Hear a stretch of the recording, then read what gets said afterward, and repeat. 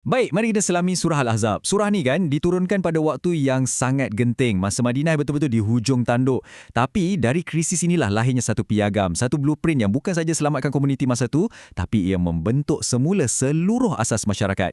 Jadi dalam perkongsian kali ini, kita akan gunakan tafsir Ibnu Kathir sebagai panduan. Kita nak rungkai macam mana surah ini sebenarnya adalah pelan tindakan untuk satu tamadun yang baru. Cuba bayangkan sekejap. Rasakan detik ni. Mata-mata semua terbeliak. Jantung rasa macam nak terkeluar daripada kerongkong. Ini bukan sekadar ayat puitis tau. Ini adalah rakaman sebenar keadaan masa tu. Puluhan ribu tentera musuh dah kepung Madinah. Harapan dah makin tipis. Ketakutan ada kat mana-mana. Iman betul-betul diuji sampai ke tahap maksimum. Inilah dia suasana perang Khandaq. Dan inilah latar belakang utama kenapa surah ini diturunkan. Okey, jadi macam mana nak bina masyarakat baru? Mestilah kena robohkan yang lama dulu kan? Inilah langkah pertama dalam surah Al-Ahzab. Allah mulakan dengan meruntuhkan struktur-struktur sosial jahiliah yang dah lapuk dan rapuh. Untuk apa?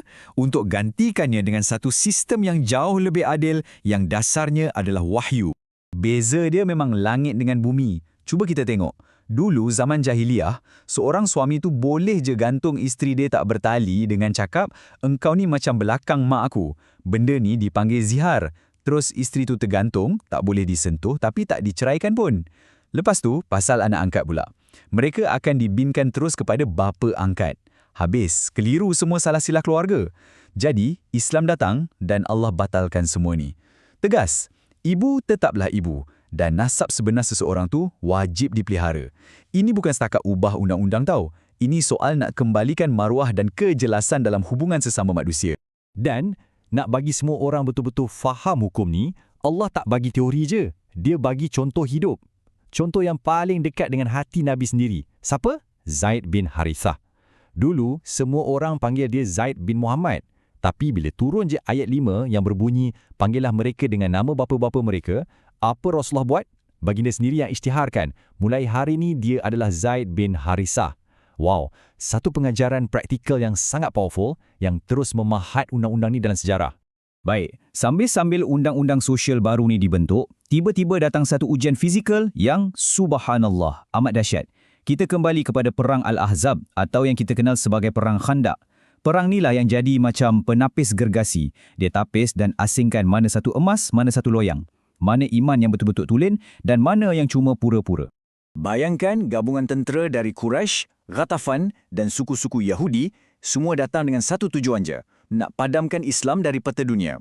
Orang Islam pula, mereka bertahan di belakang parit yang digali, menahan sejuk yang menggigit, lapar yang mencengkam dan ketakutan yang tak berkesudahan. Setiap hari, sabar mereka diuji. Setiap malam, tawakal mereka diasak. Dalam tekanan yang dahsyat macam inilah, satu persatu topeng mula jatuh. Muncullah wajah sebenar golongan munafik yang selama ni menyorok. Mereka mula bisik-bisik, sebarkan keraguan. Janji Allah dengan Rasulnya ni semua tipu je lah. Lepas tu, mulalah cipta macam-macam alasan nak lari dari medan perang. Kata mereka, rumah kami tak ada orang jaga, bahaya. Padahal, yang sebenarnya terdedah tu bukan rumah mereka, tapi hati mereka sendiri.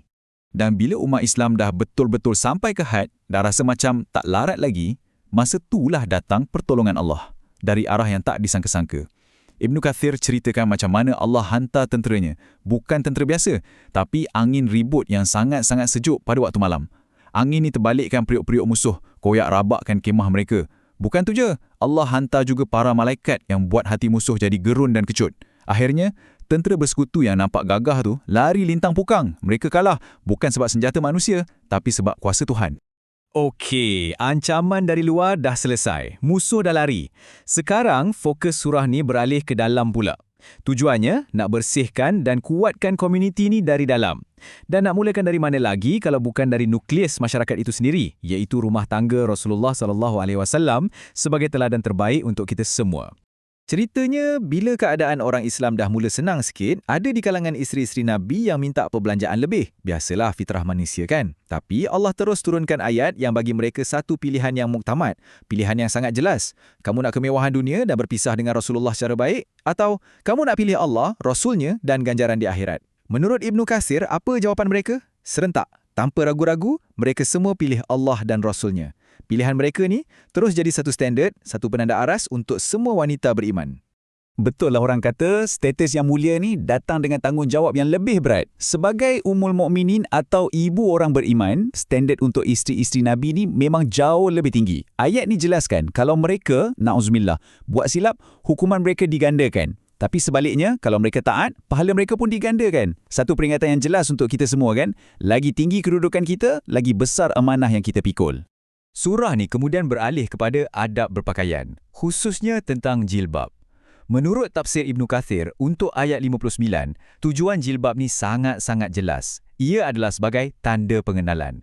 Supaya apa? Supaya wanita beriman tu senang dikenali sebagai wanita yang baik-baik, yang merdeka dan terhormat.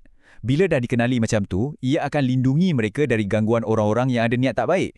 Jadi, ia bukan sekadar pakaian, ia adalah perisai. Perisai untuk identiti dan kehormatan. Selain tu, ada juga peraturan-peraturan adab sosial yang nampak macam kecil tapi impaknya sangat besar. Contohnya adab bila nak ziarah rumah Nabi. Jangan masuk sesuka hati tanpa izin. Lepas dah dijamu makan, janganlah duduk bersembang lama-lama sampai tak ingat dunia. Perkara macam ni nampak remeh tapi sebenarnya ia mengajar seluruh masyarakat satu benda yang fundamental, hormat masa dan ruang peribadi orang lain.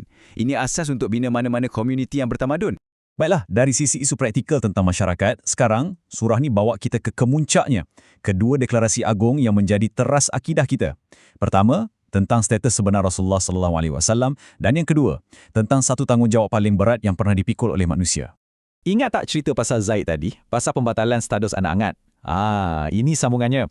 Perkahwinan Nabi dengan Zainab binti Jahsh, iaitu bekas isteri Zaid, adalah paku terakhir untuk menamatkan tradisi jahiliah ni. Ibnu Kathir jelaskan, perkahwinan ini bukan kemauan Nabi, tapi perintah langsung dari Allah. Untuk apa? Untuk hancurkan terus saki-baki pantang larang sosial masa tu. Nak buktikan secara praktikal, secara mutlak, yang bekas isteri anak angkat tu bukan mahram. Dan ayat inilah pengisytiharan yang memuktamadkan segalanya. Muhammad itu bukanlah bapa kepada sesiapa pun dari kalangan lelaki kamu, tetapi dia adalah Rasulullah dan penutup para Nabi. Ibnu Katsir bawa banyak sangat hadis untuk tegaskan maksud ayat ni. Pintu kenabian dah tertutup rapat. Selepas Nabi Muhammad SAW, takkan ada lagi Nabi baru. Takkan ada lagi wahyu baru. Inilah dia, makna sebenar Khatamun Nabiyyin. Dan surah ini ditutup dengan satu gambaran yang, subhanallah, sangat menggetarkan. Gambaran skala kosmik. Allah cerita yang dia pernah tawarkan sesuatu yang dipanggil amanah kepada makhluk-makhluknya yang paling besar dan gagah. Langit, bumi, gunung ganang, semua menolak. Soalannya, amanah apa yang begitu berat? Sampai mereka semua pun tak sanggup nak pikul. Cuba kita tengok tawaran ni. Makhluk-makhluk gergasi ni semua tolak. Bukan sebab sombong tau, tapi sebab mereka takut. Takut sangat kalau mereka khianat pada amanah tu. Tapi dalam ramai-ramai itu, ada satu makhluk yang tampil ke depan. Makhluk yang kita panggil manusia. Dengan segala kelemahan kita kata, kami sanggup. Kita terima bebanan agung tu. Jadi, apa sebenarnya amanah ni? Ringkasnya, ia adalah keistimewaan dan juga bebanan untuk membuat pilihan. Pilihan bebas. Tanggungjawab untuk patuh pada perintah Allah dan jauhi larangannya. Kita diberi akal untuk pilih nak taat atau nak ingkar. Dan setiap pilihan tu akan ada pertanggungjawaban di akhirat nanti. Inilah amanah yang membezakan kita dari makhluk lain. Amanah yang ada potensi untuk bagi kita pahala yang luar biasa, tapi pada masa yang sama, ada juga risiko azab yang sangat pedih. Maka, sampailah kita ke soalan terakhir, soalan untuk kita semua. Kita, sebagai manusia, sebagai pewaris, dah pilih untuk pikul amanah ni. Tapi, dalam hidup kita yang sibuk hari ni, adakah kita betul-betul sedar yang kita sedang pikul satu beban yang pernah ditolak oleh langit, bumi dan gunung ganang? Dan yang lebih penting, macam mana kita nak pastikan yang kita tunaikan amanah ni sebaik-baiknya, supaya kita tak termasuk dalam golongan yang Allah sifatkan sebagai amat zalim lagi amat jahil. Fikir-fikirkan.